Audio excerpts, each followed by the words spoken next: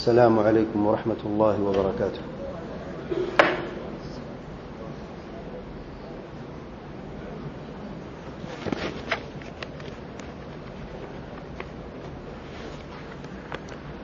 بسم الله والحمد لله والصلاة والسلام على رسول الله صلى الله عليه وعلى آله وصحبه ومن والاه. أما بعد. ارشاد باری تعالی ہے اعوذ باللہ من الشیطان الرجیم ان بعض الظن اثم. آج کے خطبے کا موضوع ہے بدگمانی ہلاکت ہے. بدگمانی کے متعلق تھوڑے سے وقت میں چند اہم باتیں بیان کرنا چاہتے ہیں. بدگمانی کیا ہے، اس کی کتنے قسمیں ہیں، اور امت میں آج بدگمانی کیسے پھیلی ہوئی ہے. لیکن اس سے پہلے شیخ صاحب نے خطبے میں ایک قصہ بیان کیا ہے، تو اس قصے کے متعلق چند باتیں کرتے ہیں، پھر بدگمانی کی قسمیں اور اس کے متعلق جو چند مسائل ان پر بات کرتے ہیں. مسند احمد میں ایک قصہ ہے سیدنا سعد بن ابی وقاص رضی اللہ تعالی عنہ کا. فرماتے ہیں ایک مرتبہ میں مسجد میں داخل ہوا، سیدنا عثمان بن عفان رضی اللہ تعالی عنہ بیٹھے ہوئے تھے. میں نے سلام کیا. سیدنا عثمان بن عفان نے میری طرف دیکھا،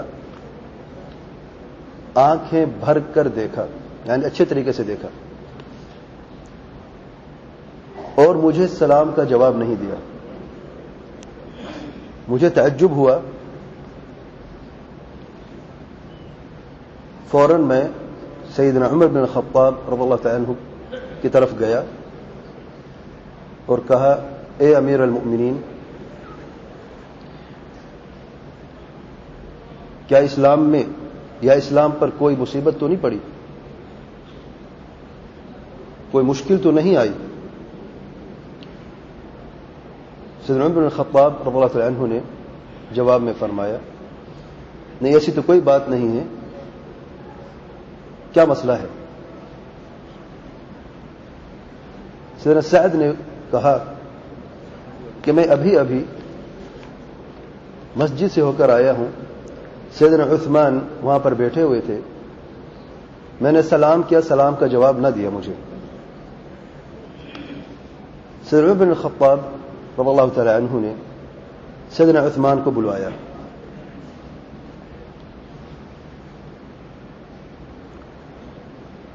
اور سیدنا سعد بھی سامنے بیٹھے ہیں. سیدنا عثمان سے سوال کرتے ہیں کہ جب سیدنا سعد نے آپ کو سلام دیا، آپ نے سلام کا جواب کیوں نہ دیا؟ سیدنا عثمان رضی اللہ عنہ فرماتے ہیں یہ تو کبھی ہوا نہیں، نہ انہوں نے مجھے سلام دیا ہے اور نہ میں نے ان کو دیکھا ہے. سیدنا سعد نے فرمایا کہ اللہ کی قسم میں نے سلام بھی دیا ہے اور انہوں نے جواب نہیں دیا. سیدنا عثمان فرماتے اللہ کی قسم میں نے دیکھا نہیں اور سنا نہیں ہے. دونوں نے قسم اٹھا لی. پھر تھوڑی دیر کے بعد سیدنا عثمان کو یاد آیا اور انہوں نے کہا کہ واقعی مجھے ابھی یاد آ رہا ہے کہ سعد میرے سامنے آئے اور مجھے سلام کیا،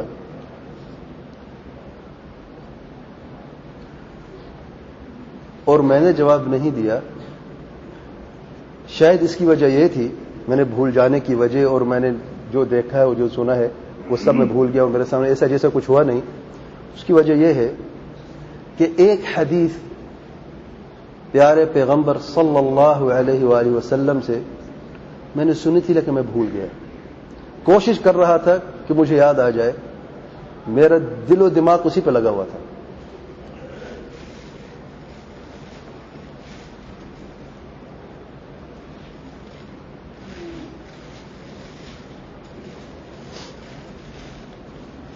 تو جب سیدنا عثمان نے بیان کیا کہ وہ کون سا ماحول تھا جس میں وہ حدیث تھی اور وہ بھول گئے، تو سیدنا سعد نے فرمایا کہ مجھے یاد ہے. اب وہ جھگڑا بھول گیا جو جس کی وجہ سے آئے تھے. جہاں پر حدیث کی بات ہوئی تو اب حدیثی کی بات ہو رہی ہے. یہ قدر تھی حدیث رسول صلی اللہ علیہ وسلم کی صحابہ کرام کے درمیان میں.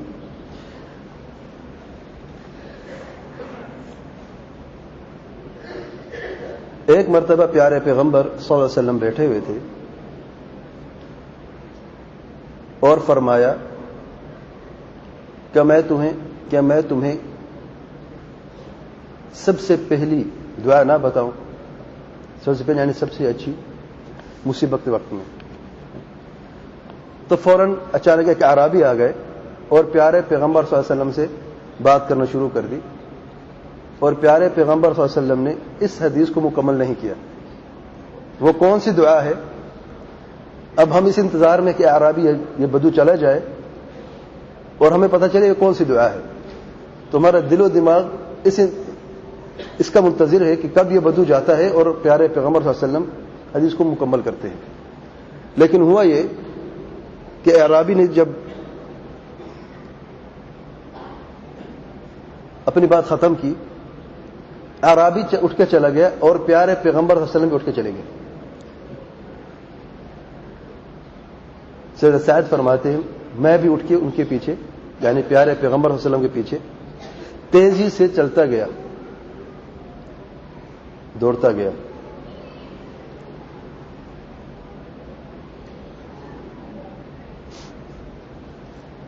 جب میں پیارے پیغمبر صلی اللہ علیہ وسلم کے قریب آیا تو نبی رحمت صلی اللہ علیہ وسلم فرماتے ہیں کیا تم ابو اسحاق ہو؟ اور ابو اسحاق جو ہے سیدنا سعد کا کنیہ ہے ابو اسحاق. تو میں نے کہا جی ہاں یا رسول اللہ صلی اللہ علیہ وآلہ وسلم. نبی کریم صلی اللہ علیہ وسلم نے سوال کیا کیا چاہتے ہو سعد، کیا بات ہے؟ سیدنا سعد نے عرض کی اللہ تعالیٰ کے پیارے پیغمبر صلی اللہ علیہ وآلہ وسلم، آپ نے اپنے فرمان کے آغاز میں ایک دعا کے متعلق بات بیان کی تھی، لیکن اس اعرابی کی وجہ سے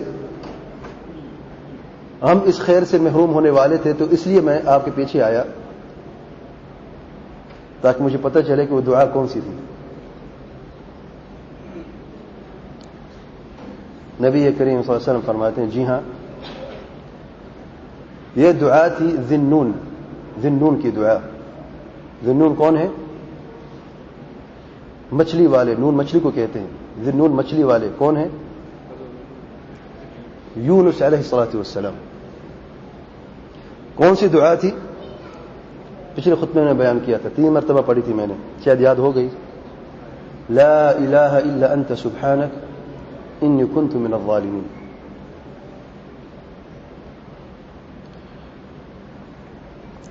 نبی کریم صلی اللہ علیہ وسلم فرماتے ہیں اس دعا کے بعد فإنها لم يدعو بها مسلم ربه في شيء قط الا استجاب له. یہ ایسی دعا ہے کوئی بھی مسلمان اگر اس دعا کو کسی مصیبت کے لیے بھی پڑھتا ہے تو اللہ تعالیٰ اس کی دعا ضرور قبول فرماتا ہے. یہ قصہ ہے.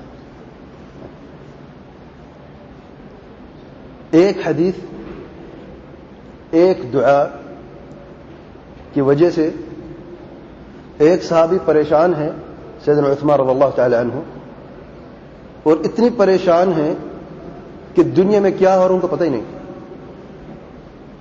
ان کی آنکھوں کے سامنے ایک صحابی آ کے کھڑے ہو جاتے ہیں، سلام کرتے ہیں، انہیں پتہ ہی نہیں چلتا. آپ جانتے سیدنا عثمان کون ہے؟ صحابہ کرام میں سے عظیم صحابی ہیں، تیسرے خلیفہ راشد ہیں، نبی کریم صلی اللہ علیہ وسلم کے داماد ہیں، ذو النورین ہیں، نبی کریم صلی اللہ علیہ وسلم کی 2 بیٹوں سے شادی کی ہے، 10 مبشرہ الجنہ میں سے ہیں. پیارے پیغمبر صلی اللہ علیہ وسلم نے ان کی زندگی میں ان کو جنت کی بشارت دی. لیکن کس چیز کی وجہ سے وہ دنیا سے دور تھے. اب یہ بھی نہ بھولیں کہ وہ امیر صحابہ میں سے تھے, غنی صحابی تھے. اس لیے ہم آج بھی عثمان غنی کہتے ہیں رضی اللہ تعالی عنہ. کیا پیسوں نے, مال و دولت نے, تجارت نے ان کو مشغول کر رکھا تھا؟ وہ اپنے تجارت, اپنے مال, اپنا گھر سب کچھ بھولے ہوئے تھے, ایک دعا کی وجہ سے, ایک حدیث کی وجہ سے. سوچ رہے کون سی یاد نہیں آ رہی. اور یہ ایسی دعا ہے ہر انسان اس کا محتاج ہے کسی نہ کسی وقت میں. جب یہ خیر عظیم ان سے جا رہا تھا تو ان کی آنکھوں کے سامنے پردے لگ گئے, کانوں پر بھی پردے لگ گئے, جیسا کہ اس دنیا کے انسان ہیں ہی نہیں, کسی اور دنیا میں رہتے ہیں. اور سیدنا سعد رضی اللہ عنہ جب بات نامکمل ہے, علم حاصل کرنا ہے, تو بیٹھے نہیں رہے, پیارے پیغمبر صلی اللہ علیہ وسلم کے پیچھے گئے, دوڑتے ہوئے گئے, جیسے کہ کسی انسان کی کوئی قیمتی چیز نہیں کھو جاتی. آج ہم بھی دوڑتے ہیں, کس چیز کے پیچھے دوڑتے ہیں؟ ہماری دوڑ کہاں تک ہے, کس کے لیے ہے؟ دوڑتے ہوئے جاتے ہیں, سانس پھولا ہوا ہے. نبی رحمت صلی اللہ علیہ وسلم دریافت کرتے ہیں خیریت تو ہے, شاید کیا ہو گیا؟ جیسے کہ ان کی ساری کی ساری دنیا چھن گئی ہو. پیارے پیغمبر صلی اللہ علیہ وسلم آپ نے ایک دعا کے متعلق بات کی تھی, وہ دعا کون سی ہے؟ جب دعا سنی تو دل میں بھی اطمینان اور سکون پیدا ہو گیا, اور وہ ٹینشن اور پریشانی تھی وہ بھی دور ہو گئی.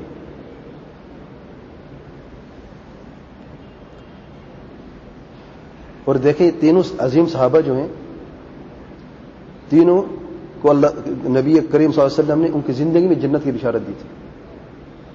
سیدنا عمر بن الخطاب رضی اللہ تعالی عنہ, سیدنا عثمان بن عفان رضی اللہ تعالی عنہ, اور سیدنا سعد بن ابی وقاص رضی اللہ تعالی عنہ, تینوں کو. اور تینوں نے اپنی زندگی ساری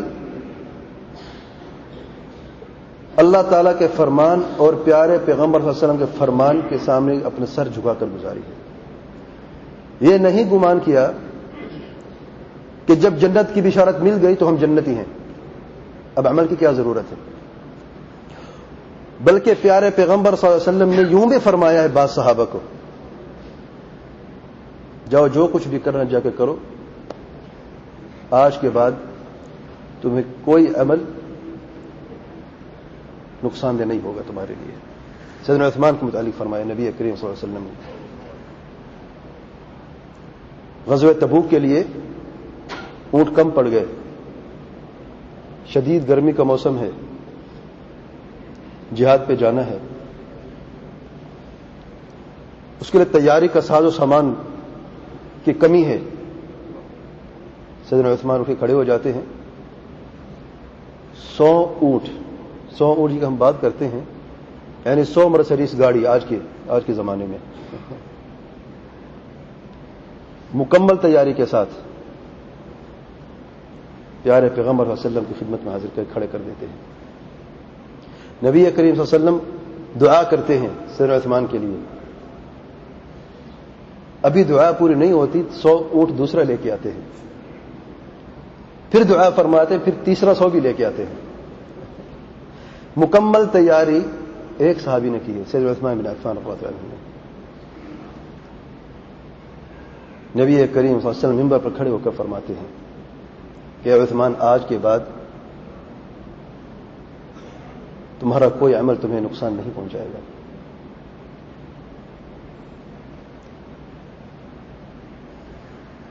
پیاس کی شدت تھی, مسلمانوں کے لیے پانی کم ہو گیا. ایک یہودی کے پاس ایک کنواں تھا, بیر روما,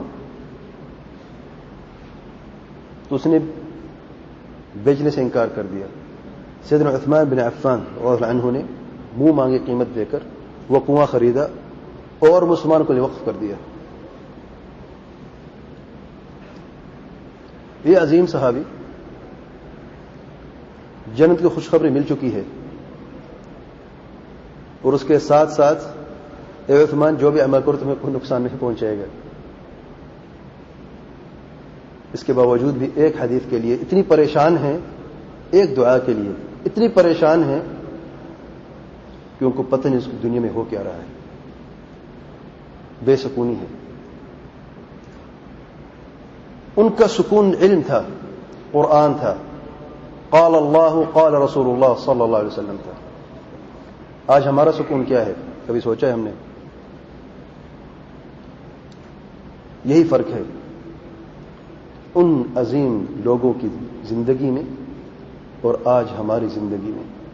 وہ عزت کی زندگی گزارتے تھے, آج ہم ذلت کی زندگی گزار رہے ہیں. ان کے لیے سب کچھ قال اللہ اور قال رسول اللہ صلی اللہ علیہ وسلم تھا. دنیا بھی قربان کر دیتے تھے پیارے پیغمبر صلی اللہ علیہ وسلم کے فرمان پر. اور آج ہم ہیں, ہمارا سب کچھ یہ دنیا ہے. نعوذ باللہ, بعض لوگ دین بھی قربان کر دیتے ہیں دنیا کے لیے. خالی ہاتھ وہ بھی چلے گئے دنیا سے, سب کچھ پیچھے چھوڑ کے گئے. خالی ہاتھ ہم بھی جا رہے ہیں. کیا ساتھ لے کے جا رہے ہیں؟ اپنے اعمال ساتھ لے کے جا رہے ہیں.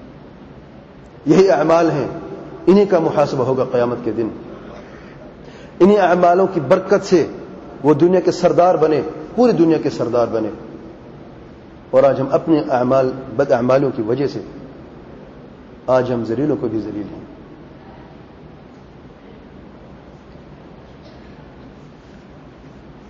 اس حدیث میں یا اس قصے میں بہت سارے فوائد ہیں. میں صرف ایک پر بات کرتا ہوں, بدگمانی کے متعلق. اب اس قصے کے آغاز میں آپ نے سنا ہے, جب سیدنا سعد کو یہ معلوم ہوا کہ سیدنا عثمان نے جواب نہیں دیا, تو انہوں نے اپنے نفس سے بھی یہ نہیں کہا ارے عثمان تو غنی ہے, پیسے اور متکبر ہو گیا ہے, اس لیے میں جا کے شکایت کرتا ہوں سیدنا عمر بن الخطاب سے. نہیں, بلکہ سیدنا عثمان بن عفان کی جو اچھائیاں ہیں پہلے, وہی ذہن میں گھوم رہی تھی کہ میرا مسلمان بھائی ہے, خیر کا کام کرتا ہے, اللہ کے گھر میں بیٹھا ہوا ہے, مسجد میں بیٹھا ہوا ہے, اور پیچھے جو اس کا بیلنس ہے نیکیوں کا اور اچھے اعمال صالحہ کا, اچھے اعمال کا, وہ بھی سامنے گھوم رہا ہے. اگر ہمارے پاس یہ بیلنس کی بات جو میں کر رہا ہوں, موبائل کا بیلنس ہمیں یاد ہے, بینک بیلنس ہمیں یاد ہے, نیکیوں کا بیلنس ہم بھول جاتے ہیں, اس لیے مصیبت میں پڑتے ہیں.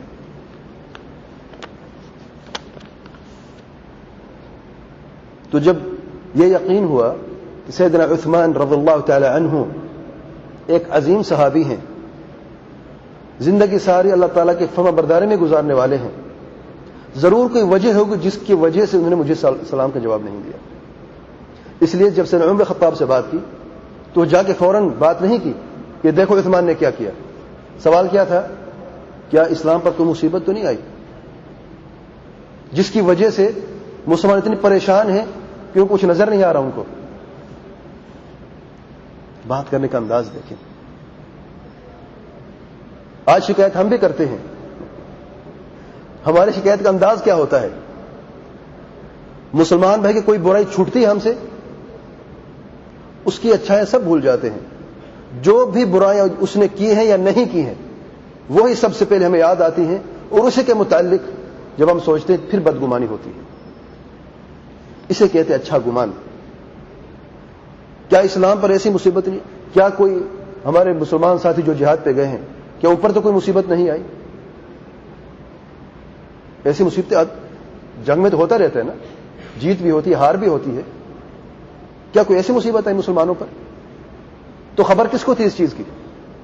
امیر المؤمنین کو تھی رضی اللہ تعالیٰ عنہ. اس لیے وہ انہی کی طرف واپس گئے, کسی اور کی طرف نہ گئے. آج کل کیا ہوتا ہے, ہر داڑھی والے کے پاس لوگ جاتے ہیں اپنے مسائل حل کرنے کے لیے. بھی مسئلہ حل کیا جاتا ہے علماء کی طرف جا کے. صحابہ میں سبق دے رہے ہیں, یہ سبق ہے, یہ پیغام ہے ہمارے لیے. اور جب آپ کسی غیر متخصص انسان کے پاس جاتے ہیں جس کا وہ کام ہی نہیں ہے, تو ہو سکتا ہے آپ کے راہ راست لگانے سے آپ کو گمراہ کر دے. کم علمی کی وجہ سے پتہ ہی نہیں ہے. اس لیے جب بھی کوئی مسئلہ ہو علماء کی طرف رجوع کریں اور اس مسئلے کا حل دیکھیں. اور دوسرے یہ بھی فائدہ ہے جب بھی کوئی اس طریقے سے کوئی معاملہ ہو مسلمان بھائی کے ساتھ یا اپنے گھر میں بیوی کے ساتھ بچوں کے ساتھ والدین, مصیبت ہے کہ ہمارے معاشرے میں یہ بدگمانی کہ جو زہر ہے یہ پھیلی ہوئی ہے. میں صرف مسلمان بھائیوں کی بات نہیں کر رہا ہوں, ہمارے گھرانے بھرے ہوئے ہیں. باپ بیٹوں میں بدگمانی ہے, ساس بہو میں بدگمانی ہے, بہنوں میں بدگمانی ہے. وجہ کیا ہے؟ وہ بغض جو سینے کے اندر ہے, وہ نفرت ہے. یہ نفرت بغض کیوں آئی؟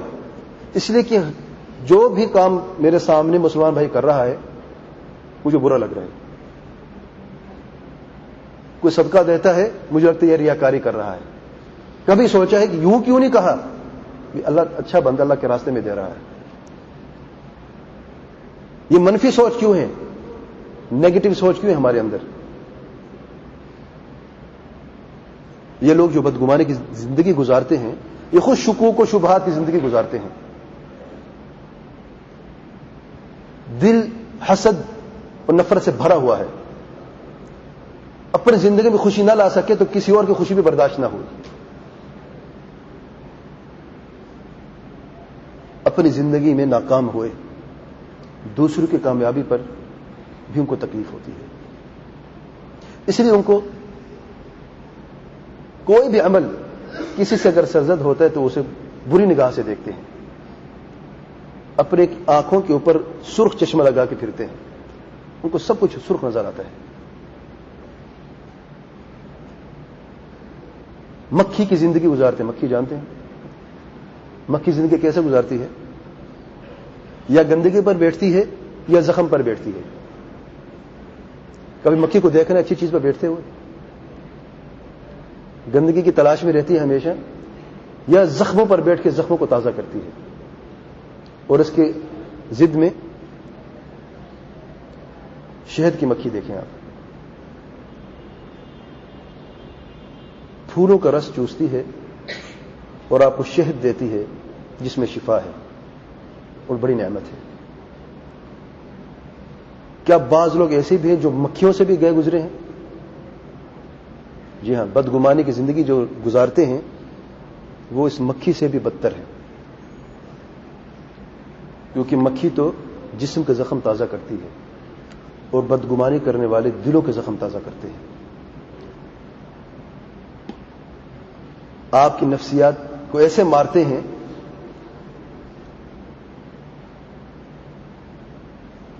کہ آپ کی زندگی اور دنیا اجیرن ہو جاتی ہے. تو سب سے پہلے وہ نیکیوں کا بیلنس, اور ہر انسان کے کوئی نہ کوئی اچھا عمل ہے. یاد رکھیں میرے بھائی, جو مسجد میں نماز باجماعت ادا کرتا ہے یہاں پہ, یہ خیر کا عمل ہے. کم سے کم یہ سوچا کرو یہ مسجد سے ابھی نہیں کر رہا ہے, اگر اس سے کچھ ایسا معاملہ میرے ساتھ ہوا جو مجھے اچھا نہیں لگا تو میں اسے دریافت کروں جا کے, یا کچھ ایسے شخص کے پاس جاؤں جو ہمارے اس مسئلے کو حل کرے. ہم کیا کرتے ہیں؟ ایسے پوچھ ڈال دیتے ہیں, اس نے ایسا کیا, اچھا اس کو میں دیکھ لوں گا. اس نے صرف سلام کا جواب نہیں دیا, اس کی باری بھی آنے والی ہے. وہ پھر اس باری کی تلاش میں رہتا ہے جب تک اسے کوئی نقصان نہیں پہنچاتا, نفسیاتی نقصان کم سے کم, تب تک اس سے کے سینے میں ٹھنڈک نہیں آتی.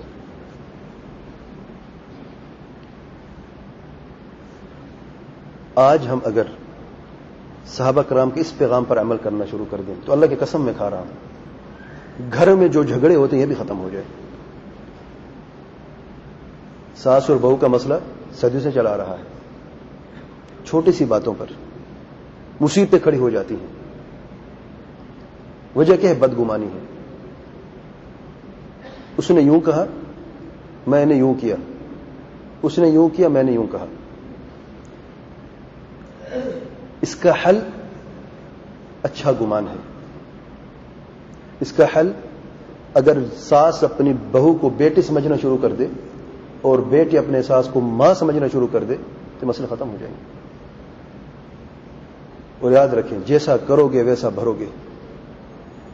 اگر ساس دوسروں کو اپنی بیٹی نہیں سمجھتی تو اس کی بیٹیاں جو ہے کبھی سکھ کی زندگی نہیں گزار سکتی. اور اگر بہو اپنی ساس کو ماں نہیں سمجھتی، ماں کا درجہ نہیں دیتی، تو اس کی ماں بھی بدسکونی کی زندگی گزارے گی.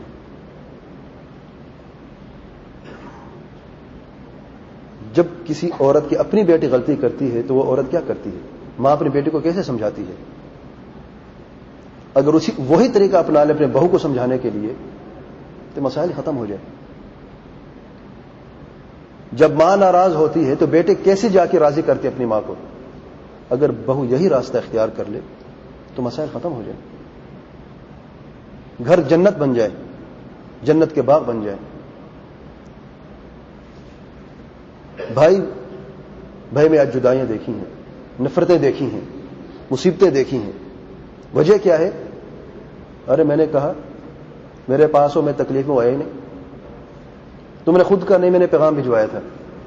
آپ نے فون کر کے پوچھا کہ پیغام پہنچا کہ نہیں؟ میں نے نہیں پوچھا. وہ آیا کیوں نہیں؟ اس نے بات کیوں نہیں کی مجھ سے؟ اور پیغام پہنچے نہیں اس کی طرف. بدگمانی ہے. انہی چھوٹی باتوں پر گھر ٹوٹ چکے ہیں. گھروں میں ظلم کی ظلمت پھیل چکی ہے. تاریخوں میں لوگ رہتے ہیں. باپ بیٹے ایک دوسرے دشمن بن چکے ہیں. ہر چھوٹی بات بڑی نظر کیوں آتی ہے؟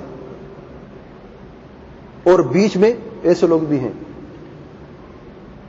چغل خوری کرنے والے، جو کسی کو خوش نہیں دیکھ سکتے. بات کیا ہوتی ہے، پہنچاتے کس طریقے سے ہیں. بدگمانی چغل خوری مل کے ظلمات بعضها فوق بعض.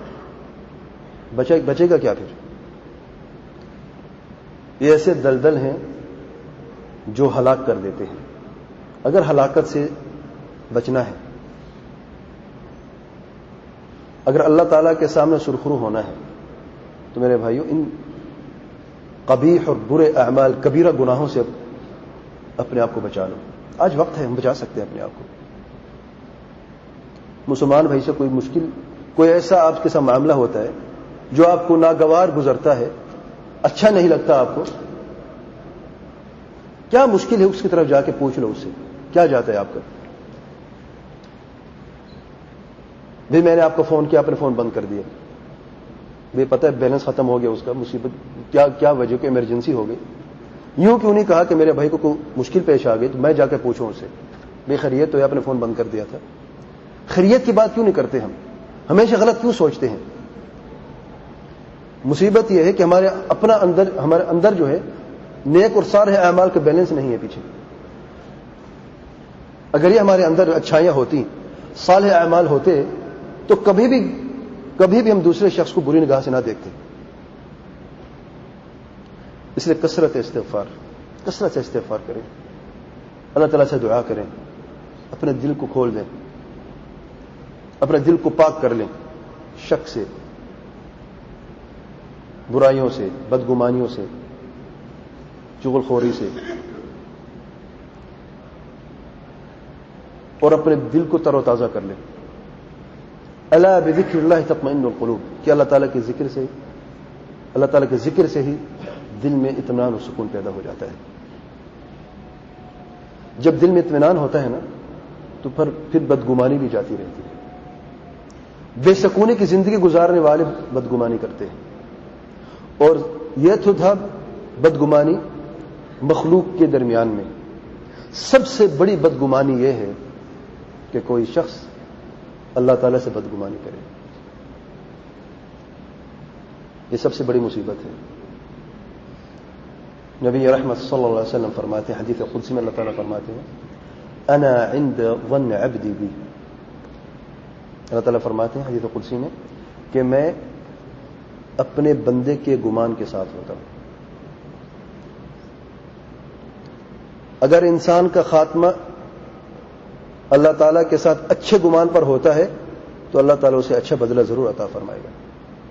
اور اگر برے گمان کے ساتھ کوئی بھی انسان اس دنیا سے چلا جاتا ہے تو کبھی اس کو اچھائی مل نہیں سکتی اس دنیا میں. اللہ تعالیٰ کے ساتھ بدگمانی کیسے ہو سکتی ہے؟ اس سے بڑی بدگمانی کیا ہوگی کہ کوئی شخص یہ کہے کہ نعوذ باللہ اللہ تعالیٰ سے مجھے دیکھے مصیبتیں میں ڈالنے کے لیے. اللہ تعالیٰ نے ان پر ظلم کیا، نعوذ باللہ۔ اللہ تعالیٰ ظلم کرتا ہے؟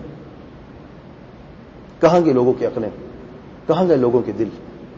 رب ذو الجلال سراپا ہم جس کی نعمتوں میں ڈوبے ہوئے ہیں، وہ ذات جس نے اپنے اوپر ظلم کو حرام کر دیا، جیسے مسلم کی روایت میں ہے حدیث قدسی میں، حرمت الظلم علی نفسی، میرے بندو میں نے اپنے اوپر ظلم حرام کر دیا، تم بھی ایک دوسرے پر ظلم نہ کیا کرو۔ ولا یظلم ربک احد، اللہ تعالیٰ کسی پر ظلم نہیں کرتا، وہ عظیم بلند ذات ہے۔ اگر کوئی شخص اس بدگمانی سے مر جاتا ہے تو وہاں پر اس کو کوئی خیر ملنے والا نہیں ہے۔ مصیبتیں تو اس دنیا کا حصہ ہے، صبر کر کے برداشت کر کے الحمدللہ علی کل حال کہنا ہے، ان للہ و انا الیہ راجعون کہنا ہے، یہ کامیابی ہے، انہی الفاظوں میں کامیابی ہے۔ اللہ تعالیٰ یہی آپ سے سننا چاہتا ہے، لیکن یہ کہنے تو دور کی بات ہے، نعوذ باللہ کوئی شخص یہ کہے کہ صرف مجھے دیکھا اللہ تعالیٰ نے، یا بعضوں کا جب کوئی عبادت بھاری پڑ جاتی ہے، ارے 5 وقت نمازیں ہیں، مصیبت میں پڑ گئے ہم لوگ، نعوذ باللہ یہ 5 وقت نمازیں مصیبت ہیں۔ اللہ کی قسم اگر یہ نمازیں نہ ہو تو ہمیں پتہ نہیں کہ ہمارے دل میں اطمینان سکون کہاں سے آئے گا۔ ایک ہی راستہ ہے، ایک ہی ذریعہ ہے جس سے اللہ تعالیٰ نے اپنے بندوں کے ساتھ ایک راستہ بنایا ہے، اور ہم اپنے رب سے گفتگو کرتے ہیں۔ اگر یہ دروازہ نہ ہوتا نماز کا تو ہم کس دروازے کے سامنے جا کے کھٹکھٹاتے سکون اور اطمینان پانے کے لیے؟ کس کے سامنے سر جھکاتے اپنا؟ کس کے سامنے ہاتھ باندھ کر کھڑے ہو جاتے؟ نماز مصیبت ہے، یہ بدگمانی ہے۔ زکوٰۃ دیتے، صدقات دیتے ہیں،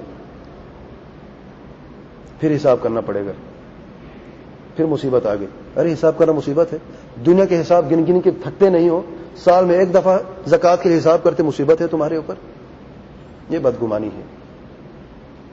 شرک کرنے والے سب سے بڑے بدگمانی کرتے ہیں کہ اللہ تعالیٰ کے ساتھ کسی کو بھی شریک کر دیا جائے، اللہ تعالیٰ برابر کر دیا جائے، یہ سب سے بڑی بدگمانی ہے، اور مشرک کو اللہ تعالیٰ کبھی معاف نہیں کرتا۔ مشکل کشا اللہ تعالیٰ بھی ہے، مشکل کشا علی بھی ہے، اس سے بڑی بدگمانی کیا ہوگی؟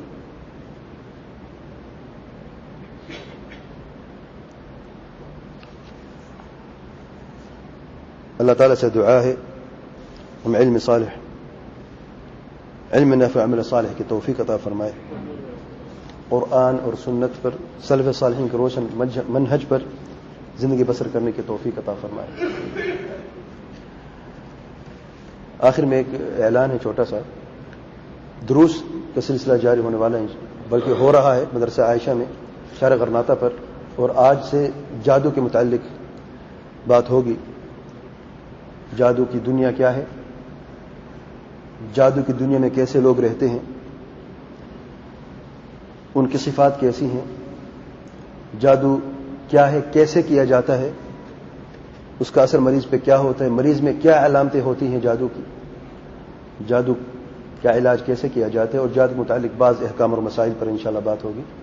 تو بھائی اور بہنوں سے گزارش ہے کہ جادو کے متعلق بہت سے لوگوں کو غلط فہمیاں ہیں، اور ہماری امت میں جادو ایک ایسی موذی مرض کی طرح پھیل چکا ہے جس کی جڑیں لوگوں کے دلوں تک پہنچی ہوئی ہیں۔ اب ان جڑوں کو کاٹنا ہے، اور بغیر علم کے اب یہ جڑیں نہیں کاٹ سکتے۔ جو لوگ جادوگر کے پاس جاتے ہیں وہ اسے نیک بزرگ و صالح سمجھ کے جاتے ہیں۔ اگر یہ جان لے کہ یہ شخص کون ہے، اس کی زندگی کیا ہے جو چھپی ہوئی ہے، جو ہمیں نظر نہیں آتی، تو اللہ کی قسم کوئی شخص جانے کی ہمت بھی نہ کرے۔ لیکن جب وہ اس چیز سے غافل ہیں، ہر لمبی داڑھی بڑی پگڑی والے کو بزرگ سمجھتے ہیں اور اسی سے اپنے مسائل حل کرواتے ہیں، تب مصیبت آتی ہے۔ اور جادو کی دنیا ایسی ہے، یاد رکھیں، اللہ تعالیٰ کا غضب ہے اس دنیا پر، جو بھی اس دنیا میں رہتے ہیں غضب ہے۔ اور یہ شرک کی دنیا ہے، کفر کی دنیا ہے، جو اس میں رہتے ہیں وہ شرک اور کفر کا ارتکاب کرتے ہیں۔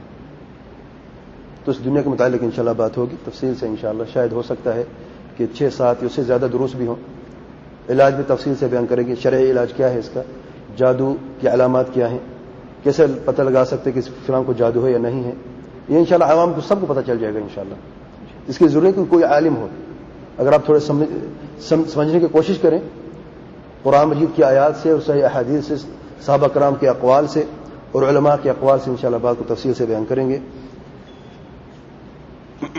سبحانک اللہم بحمدک اشہد ان لا الہ الا انت استغفرک واتوب الیک۔